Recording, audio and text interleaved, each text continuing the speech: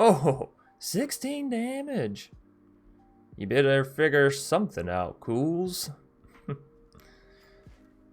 Alright, well, this seems like a perfect turn to use this fella's stuff, right? I mean, I can also just go for Valky, I suppose.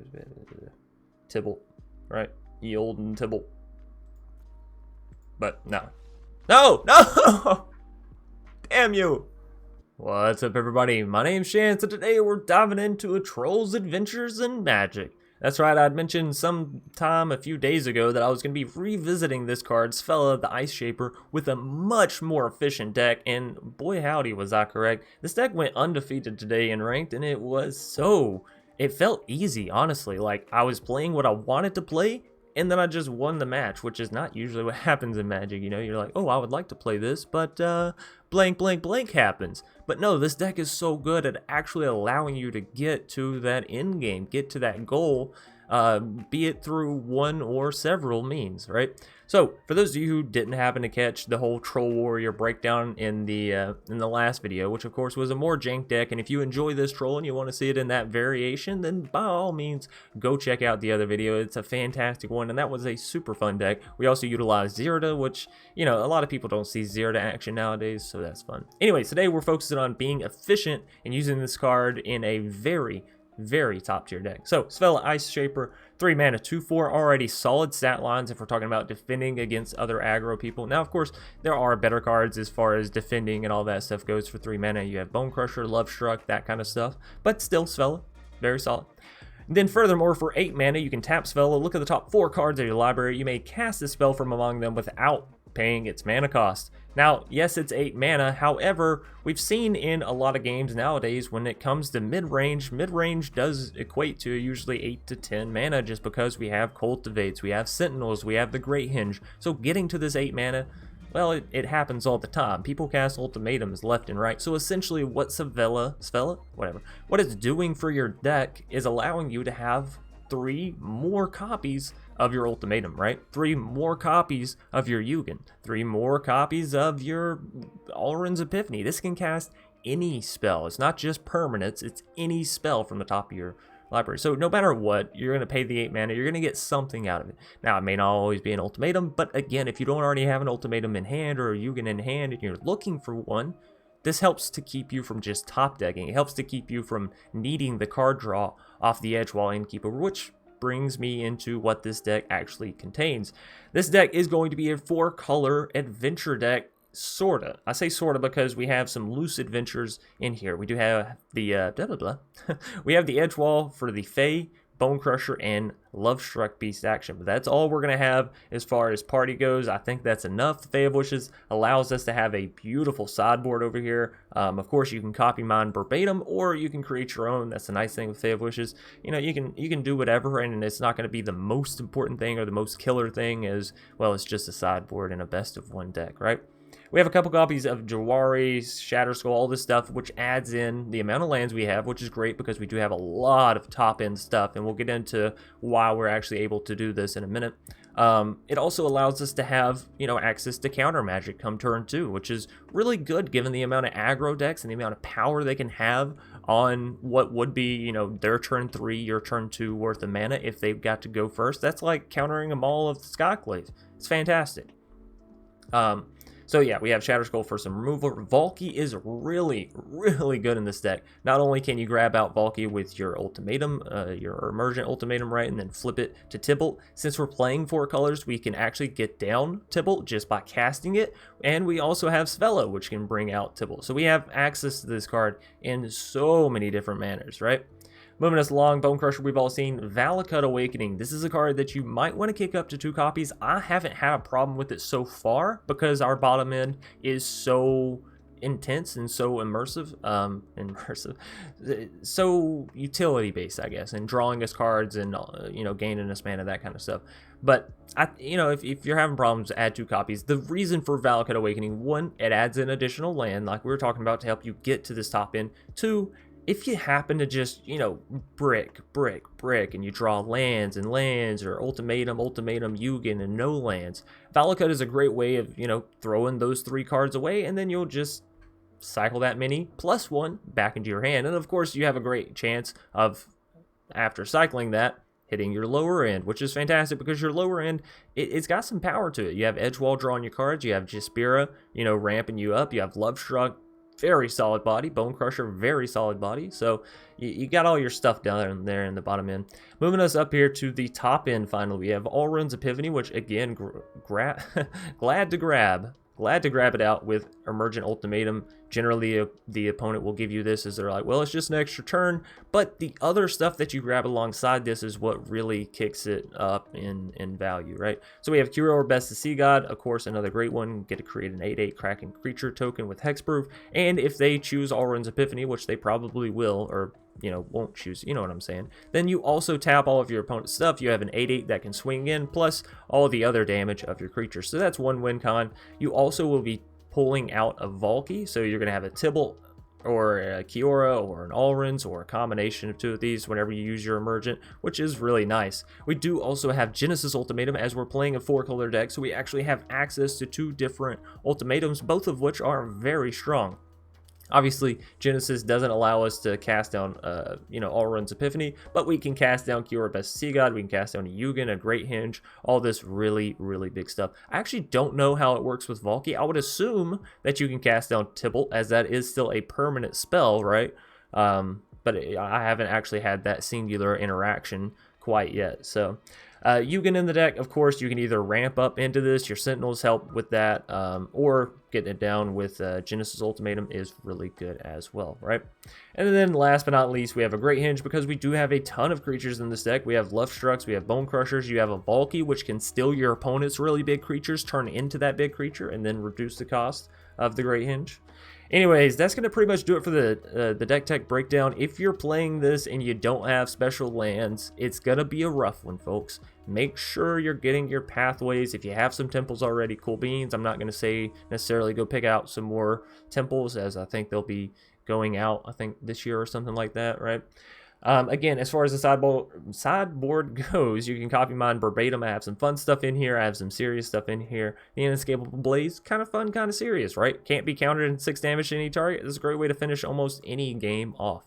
Anyways, without further ado, we're going to go and dive into the matches. I hope you've been enjoying the deck tech breakdown, the gameplay, the commentary, the puns, the jokes, all that kind of stuff. If so, be sure you're hitting that subscribe button. Be sure you're hitting the bell icon, as this is the only place on YouTube you can get this magic content, these magic decks, and these kind of puns. I was going to say magical puns, but I figured I'd said magic too often there. Anyways, let's play some magic. Cool's going to be our foe here. Cool's beans, man. Cool's beans. Anyways, I think we do drop the Lovestruck Beast 1/1 off the Ripperoonie. And more than likely, we'll drop the Lovestruck Beast on turn 2, not drop Svella, okay? I do like Svella, but you can drop it later and have its presence still be felt. I think we have to go for the Fabled Passage here, as much as I would love to have Jawari Disruption mana available. I think I'd rather have Lovestruck Beast come down turn 3. But also, take note, I'm the kind of player that I value my own chances at drawing better cards higher than countering my opponent's cards. So, to each their own. I have my way of playing. I'm sure everyone has their own. That's a Valky, which is interesting, because if I play this down as black mana, we could actually have mana for that Valky. But again, we have the Lovestruck Beast. Of course, things entering the battlefield won't proc as long as that Hushbringer is alive and thriving. I think I do want to just go ahead and drop that for blue mana. Svella, we're going to wait on you. Svella the fella. We're going to hold off. Alright, so if we hit some more green mana on this next turn, that's our Great Hinge, which is still nice, even if it doesn't draw us a card and add a counter and all that kind of stuff. Still really good. Maul onto the Hushbringer makes things really, really difficult. Really, really. Now we can either keep up mana for Disruption, or we can go ahead and get down this fella.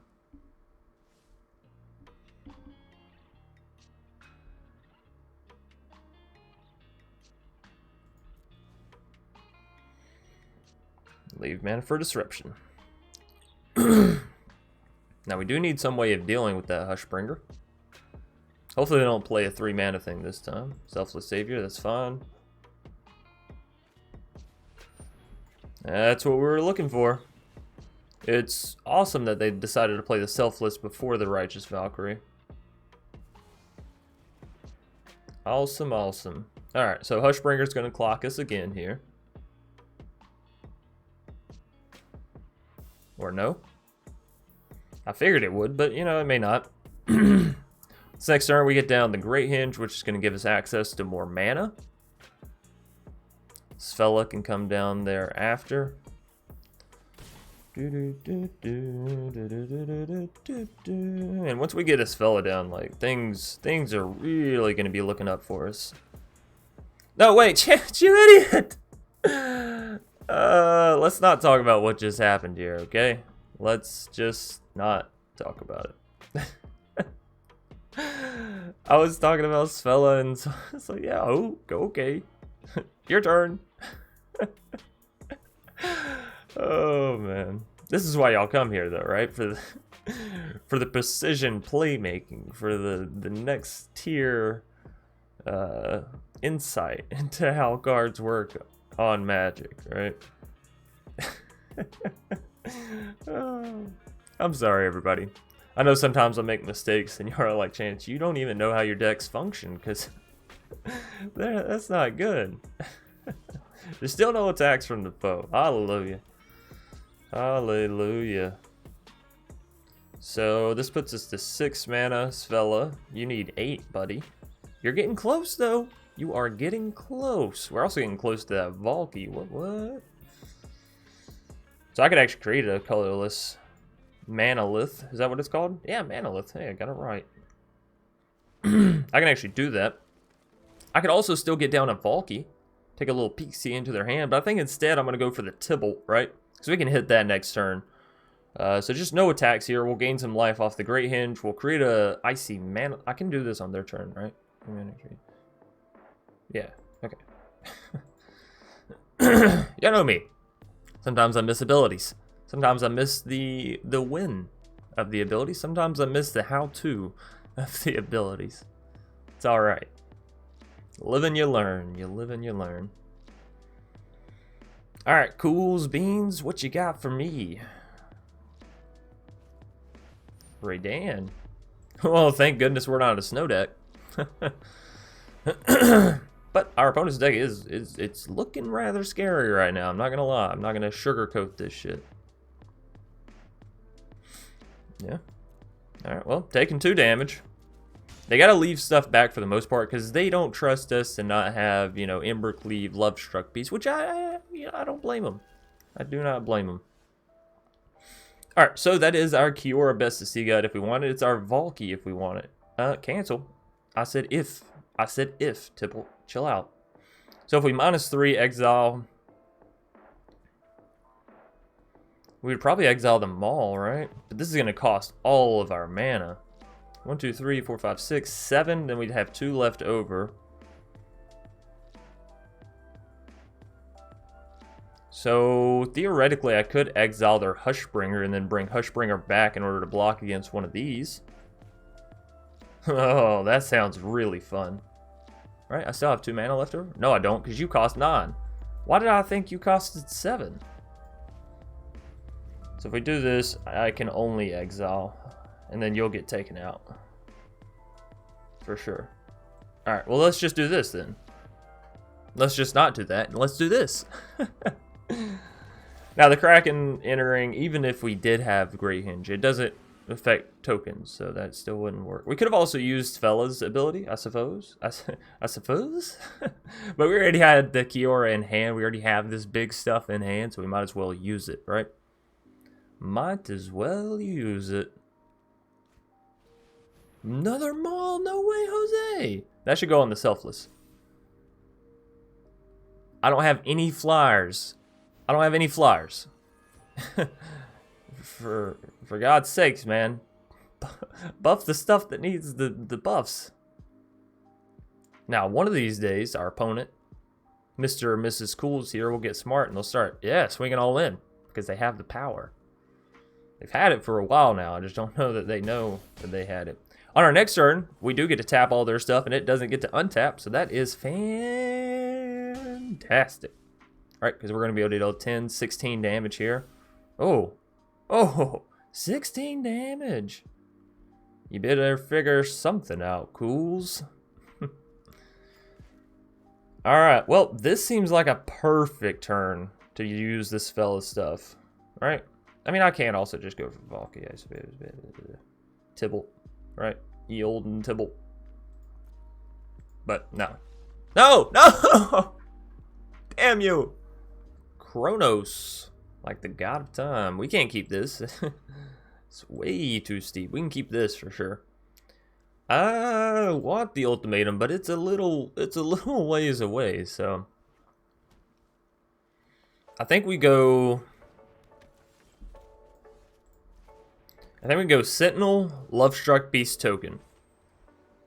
I hope that's the right play. It's unfortunate that we drew our swamp and our Triome. That's usually not going to happen because you only have one swamp and you only have one Triome. So like, this is a 1 in, you know, I don't know the chances, but it's not a very likely thing. All right. So don't worry about this happening to you because for the large majority it won't. But it's unfortunate because we need some red mana for the Bone Crusher, right? Now, they just Bone Crushered my Sentinel. You know, we know it's an adventure deck. They're not doing anything revolutionary unless maybe they're playing a troll like me. We'll see. We shall see. Kronos, Master of Time.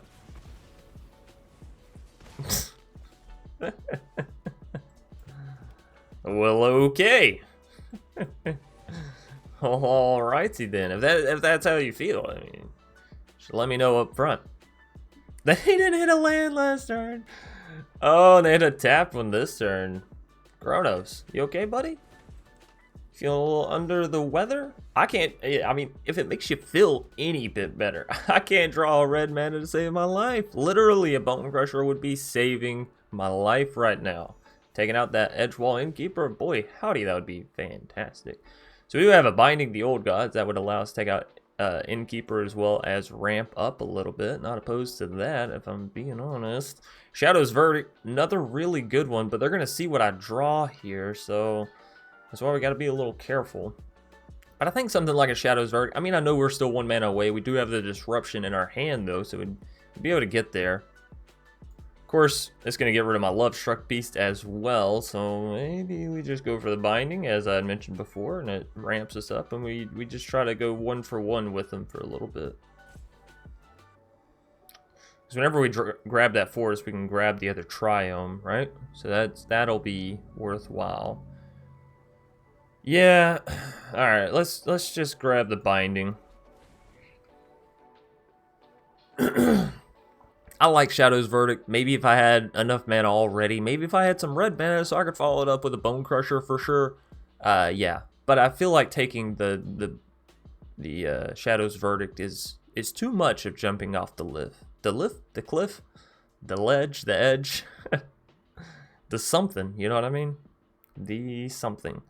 So we're going to try to take out an Edgewall. Why would you play a Bone Crusher though? That doesn't make any sense, because they need to get through my Lovestruck. Like, that should be their goal, is to take out my Lovestruck. Whatever. We're gonna pop one in the Innkeeper here, because I'm not too worried about that Bone Crusher. I'm actually gonna go ahead and drop Jawari as well. I know we could probably use it against this person. They're obviously gaining mana very slowly. They're playing things pretty much at the maximum. So yeah, Edgewall and then Bone Crusher. We could have Jawari the Bone Crusher, which certainly isn't a bad idea, but they still would have gotten the card draw off of it, right? Oh no, they Giant Killer. All right, well, hey, looky there. Still would have made more sense for you to Lovestruck last turn because it would have been more damage, but you know. Far be it for me to judge you. So there's the Triome I was talking about. That's going to put us to 6. This will put us to 7. Thank goodness, too, because 7 is what we need for that Kiora Best of Sea God. And, of course, we want to best that Sea God. It's been taunting us, tricking us, doing stuff all day. I want to Bone Crusher the Edgewall, but if I Bone Crusher the Edgewall, then we can't block their Bone Crusher.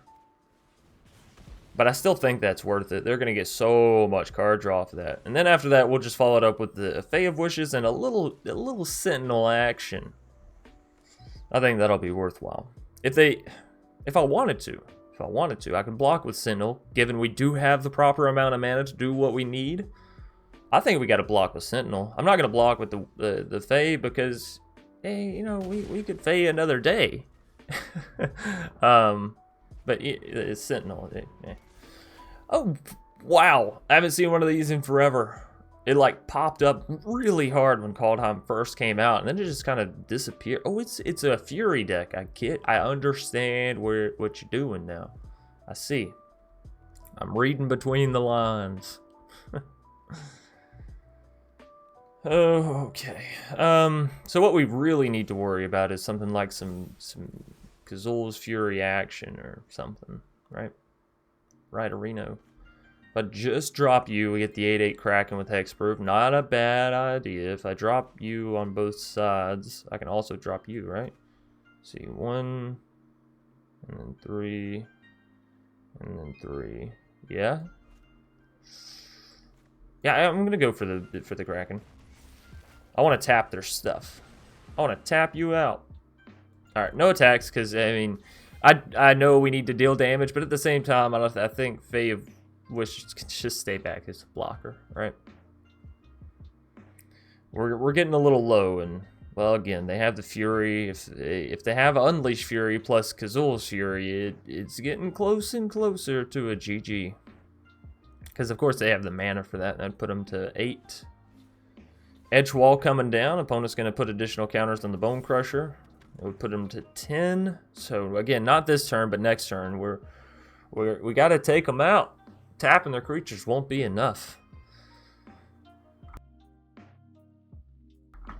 I don't like these decks. They put me on a timer, and man, I hate timers. I hate timers in video games. I hate timers in real life. I hate them. Why they chose to tap their green mana for an edge wall over a... Oh, that's not a Great Hinge. That's a Love Struck. I'm sorry. I saw this and I saw the words on it. And I was like, that's got to be a Great Hinge because there's just too many words. Just too many words. But yeah, okay, that makes sense. Sure. So, I mean, they shouldn't Kazul's Furious here. Shepherd of the Flock. Oh, maybe they'll get 2 tunnel vision on trying to maximize the efficiency of Showdown and all that, and we'll just get lucky. They won't even worry about lethal when they have it.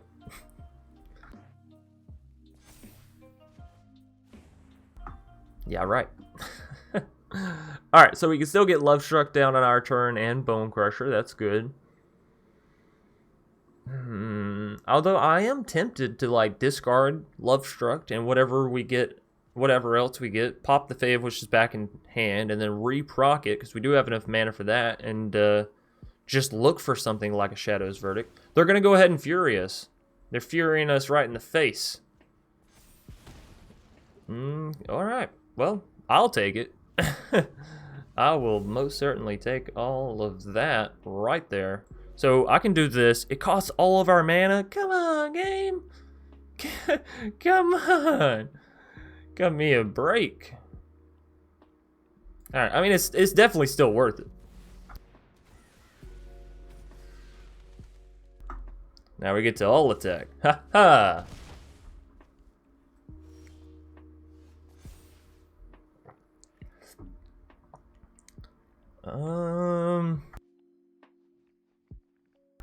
I mean, I think we take the Innkeeper. The Giant Killer's pretty bad too. Oh, they're tapping, or they're conceding. Oh yeah, we had 11 damage on board. Isn't that funny? Paloon Kroos. Kind of like Polychronos, but not exactly. We gotta take a mulligan here. We got Epiphany, Ultimatum, and Yugen. We're just not gonna hit that. This is much, much more keepable. We'll bottom the Yugen, of course. Keep Sentinel. Sentinel come down turn 1 if we can. I'm not seeing a way for that to happen, but Sentinel turn 2, maybe Valky turn 3, or maybe we just go straight up for Valky turn 2 because we do have the pathway. Either way, we get to go first, which is nice, and we got a solid hand, which is nice. So Nice, nice, nice is essentially what I'm saying. If I do go Jaspiera on turn 2, Valky turn 3, whether we draw a land or not, we could potentially go Fae turn 4, like, granted, you know, the adventure side of Fae turn 4, which I always like doing. I always like just getting that extra card in hand. Opponent, though, they're not sure if they want to play. I'm not gonna lie, generally I wait to do the intro until I see the keep or mulligan button nowadays. That way I don't, you know, create this sort of awkward silence in between playing and talking and looking around my office. But it's okay, it's ranked, so I trust that they will show up. They'll be here. Or they'll be square. Maybe they won't be here. And I'm just wasting my time. That's okay, because I can entertain all you lovely people. Hope the family's doing well. Hope you're excited for summer. Happy birthday. It's your birthday. Shut up, phone. I don't need you adding to my list of random noises. I got enough of my own random noises. There they are. See, I had faith. I bet y'all doubted me. I bet y'all are like, man, why is Chance making us sit here and watch this? Maybe it's because I just wanted to show you how funny I am. Why did I play the temple first? You know, I don't really know. We hit a land. Do I want that land, though? I think I would rather see more cool stuff.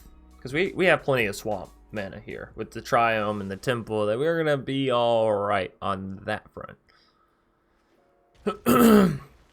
By the way, if you want to, if you're feeling it in your bones, you can go more into the black mana. You can use Murderous Riders, not a bad option. You can use more removal, right? Not a bad option. This is just how I've decided to build the deck, and so, you know, you get what you get. And you don't complain a bit. So we'll drop this as blue mana, as I was just mentioning. We have enough of the black mana. And then what we'll do is actually really, really smart here. We're going to drop the Valky, take a little look-see into their hand. What do you got for me? Oh, a Gargaroth. Don't mind if I do. I'm coming up on 5 mana myself, actually. And then we're going to drop Ye Olden Bone Crusher by tapping the Valky with Jaspiera Sentinel. So that we've really just come full circle there. On the next turn, if we can hit a land, we'll be to the point of turning Valky into an Elder Gargaroth, which that'd be turn 4 Gargaroth for us, and that's not even an option in our deck, so I would feel really good about that. If not, we can always use Fae and go diving into our sideboard, or even just drop a Bone Crusher and reduce the cost of the Grey Hinge. We got a lot of good options, basically, is what I'm saying here. Basically.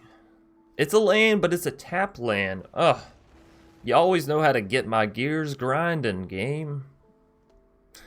Alright. Well, let's use Granted, shall I? We know that they're going to be an Ultimatum kind of deck, right? So I should probably grab some counter magic just as a general I got you sort of thing, right? And I think we should go for a Disdainful Stroke, actually, given we know they have things like Gargaroth. This will protect us on multiple fronts, right?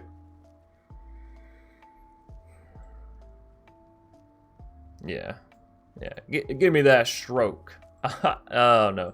Stop it there, Chance. Stop. Before you say something you don't mean to say. Oh. Alright, let's go, opponent. I'm going to need you to keep me from being goofy. And the only way you can do that is by playing Magic, because then I have to be logical and I have to think about what I'm doing. At least to a certain degree. So, is it beneficial for us to tap all of our creatures if I know it's going to be a Valky, or do we think or if I know it's going to be a Gargaroth, right? One, it reduces the cost of the Great Hinge a ton, right? So oh wait, never mind. I don't even have to tap. Let's go. Let us go forth, my friends. Oh, I love it. I do doth love it. So are we drawing a card or creating a green beast?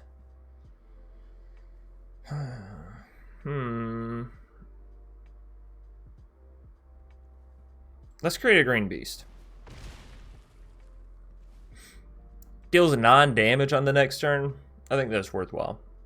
Oh, if we had one more mana, we would also be able to have Disdainful Stroke up, which would be nice because, yeah, they were getting to that point. But this thing can't be countered, so they did a great job choosing it. They did a fantastic job in choosing that Coma. Gargaroth can't necessarily trade with it. I do want to go for this. If I do this, I can still... Okay, cool bean. So we're going to go Great Hinge here, and then try and bump... maybe. They know we have the Disdainful Stroke, so the saying is it's hard for us to untap and not have that mana, right? Because then they're gonna know. Wow, this is an awkward position to be in. I can't play this Fae because it'll take away the mana for our... Oh, well, no, I could very well, actually. All right, because I could do something like that and then have that mana available, right? All right, well, let's do that, because this is a sneaky play. They're not going to realize that we still have mana for Disdainful. Maybe. They might. They might. The way that we do is with the Sentinel tapping the Fae of Wishes, right? And this way we can have the 3/3 still up, we can have the 6/6 still up. It'll be great. It'll be grand. And I'm just hoping that they don't catch that line of play, right? Because I do that all the time, where I'm like, they only have 2 mana from the Great Hinge. All right, well, let's go. They tapped all of the blue mana. You know, you maybe not you, but me, generally. Other people, I guess, as it were.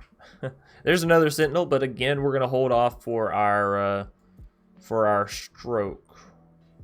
Wow, that sounds kind of bad, but you know what I'm saying. Y'all know what I mean. Now, them having a Coma, of course they can swing in. I don't think they will because English. Because it forces them to tap that Coma, right? And then they won't have it to attack with, but we'll see.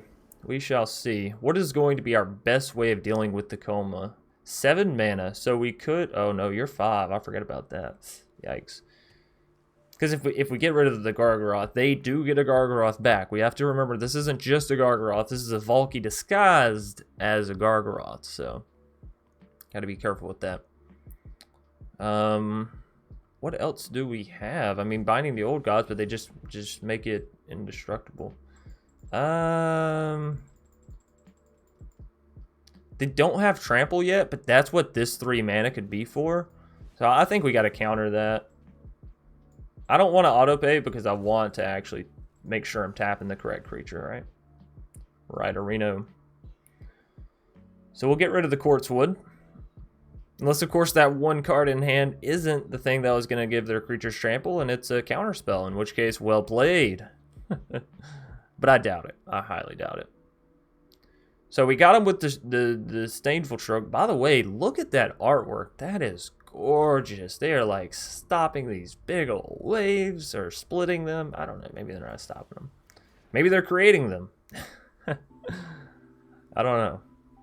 Opponent takes the counter rather nicely, if I do say so myself. Now we do have to remember we can draw cards off the back of the Great Hinge, so that's going to be fantastic. They can, I suppose, swing in with Coma, but it will cost them a... Well, I guess it wouldn't necessarily cost them a... What's it called? Triome, oh Triome. Where art thou, oh Triome? I'm going to tap that. I'm going to tap that. No. Tap that and that. Let's see what we can find here. Still have access to 4 mana. Okay, there's the Ultimatum. Not a bad selection whatsoever. Extinction Event, we name even? And then we get rid of our own Fae, our own token, but we do get rid of all their tokens. Shadow's Verdict won't work. Inescapable won't work. We could get down a Vivian and just flood the board.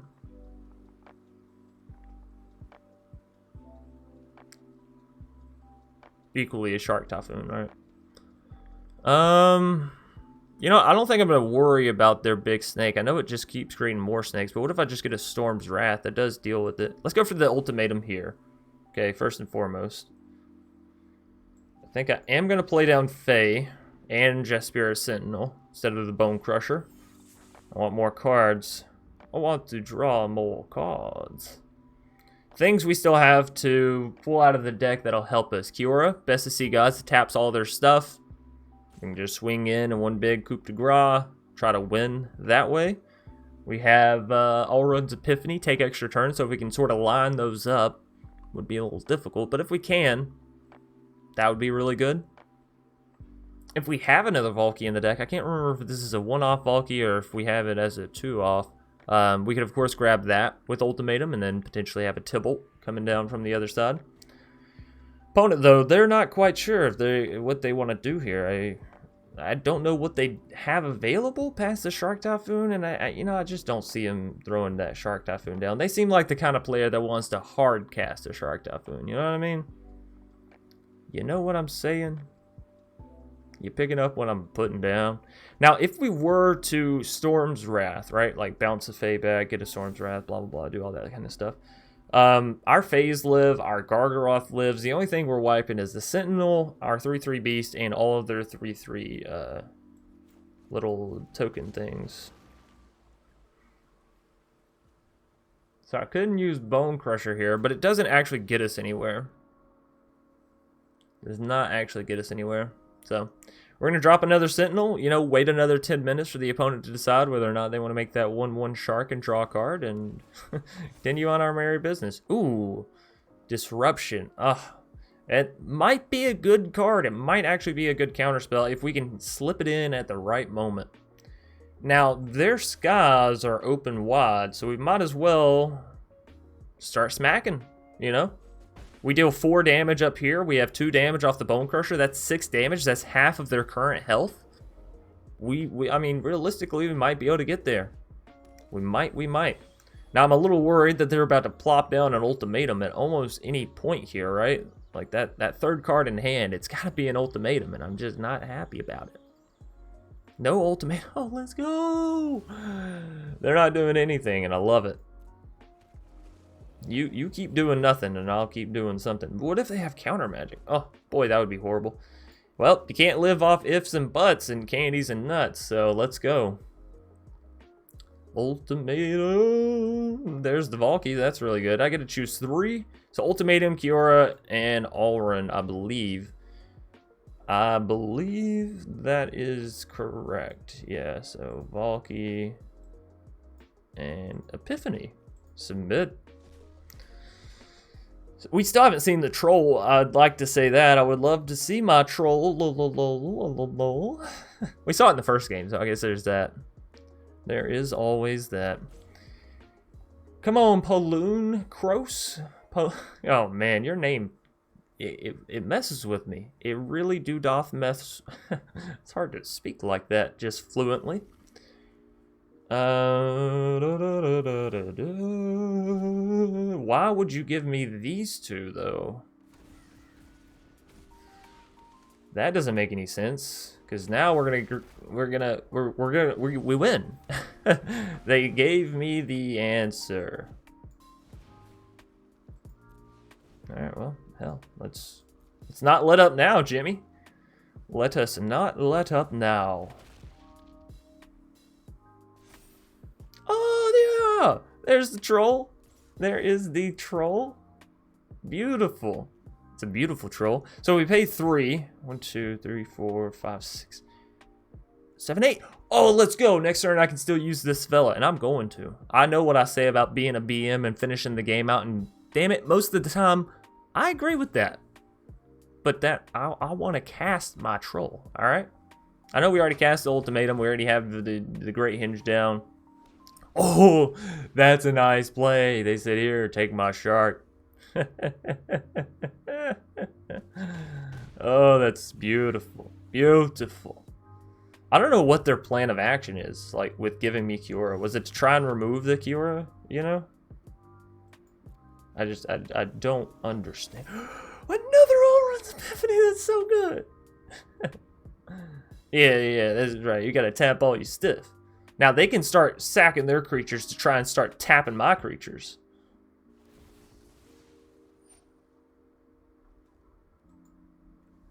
Oh, there.